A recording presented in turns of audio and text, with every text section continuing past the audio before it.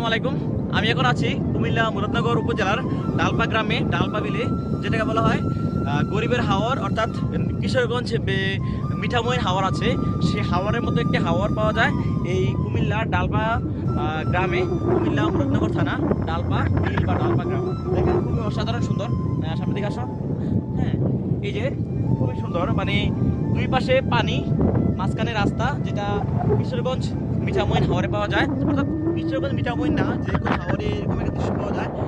সেটা এখন বর্তমানে কুমিল্লা জেলার মুরাদনগর উপজেলার ডালপা গ্রামে। তো কীভাবে আসবেন কুমিল্লা থেকে, এবং যারা মুরাদনগর আছেন তারা জানে, সবাই ডালপা গ্রাম চিনে, তারা বিভিন্নভাবে আসতে পারেন।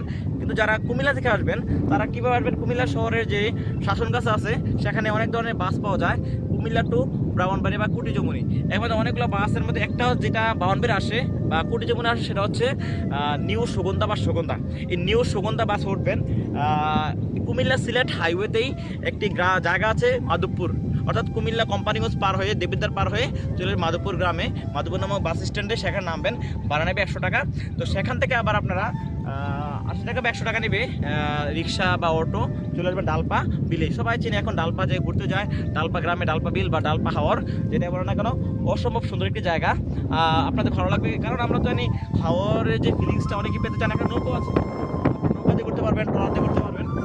খুব সুন্দর। এই যে দেখেন, এদিক দিয়ে আবার যে চারোদিকে পানি, মাঝখানে হচ্ছে একটি কবরস্থান, বটগাছ সহকারে, খুবই চমৎকার একটি দৃশ্য। দেখতে ভালো হবে। হ্যাঁ, তো খুবই মনোমুগ্ধকর পরিবেশ। এরকম পরিবেশ আসলে সব জায়গায় সচরাচর পাওয়া যায় না।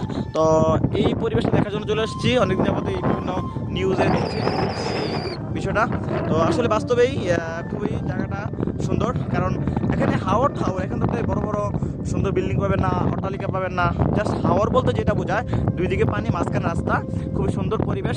এখানে বিকেলবেলা অনেক মানুষ থাকে। তো আমরা আসছি এখন জাস্ট মাত্র 11টা বাজে সকাল, তারপরে অনেক মানুষ আসতেছে। খুবই সুন্দর পরিবেশ। যদি এই যে হাওর দেখতে চান বা একটু বিকেলবেলা আসতে মানুষ দেখতে চান, দেখতে পাবেন অনেক সুন্দর জায়গা একটি। এ হচ্ছে বিষয়।